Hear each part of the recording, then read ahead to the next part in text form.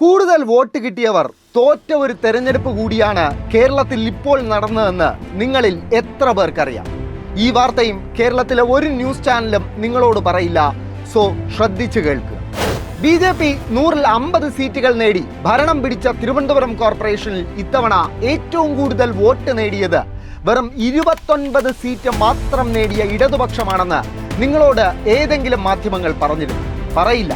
പറഞ്ഞാൽ പുറത്തു വരിക കേരളത്തിന്റെ തെക്ക് മുതൽ വടക്ക് വരെ ഈ തെരഞ്ഞെടുപ്പിൽ നടന്ന BJP കോൺഗ്രസ് ഡീൽ കൂടിയാണ്. തിരുവനന്തപുരം കോർപ്പറേഷനിൽ ഭരണം പിടിച്ച BJP നേടിയത് മൊത്തം പോൾ ചെയ്ത വോട്ടിന്റെ 34.52%. എന്നാൽ രണ്ടാമത്തെ വലിയ കക്ഷിയായ LDF നേടിയതോ 34.65%.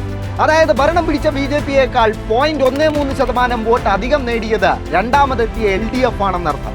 എന്നിട്ടും BJP 50 സീറ്റുകളുമായി ഭരണത്തിലെത്തിയത് കോൺഗ്രസ് എന്ന പാർട്ടിയുമായി നടത്തിയ വോട്ട് കച്ചവടം ഒന്നുകൊണ്ട് മാത്രമാണ്.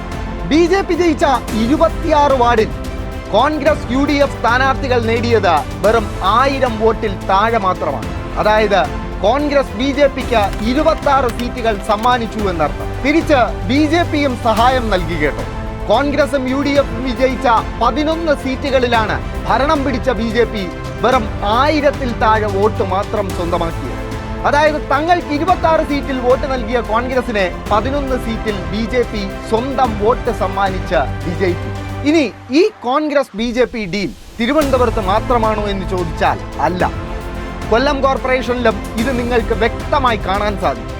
കൊല്ലത്ത് ഏറ്റവും കൂടുതൽ വോട്ട് നേടിയ LDF പരാജയപ്പെട്ടതും BJP നില മെച്ചപ്പെടുത്തിയതും കോൺഗ്രസ് ഭരണം പിടിച്ചതും ഇതേ പാറ്റേണിൽ തന്നെയാണ്. തൃശ്ശൂരും കഥ വ്യത്യസ്തമല്ല.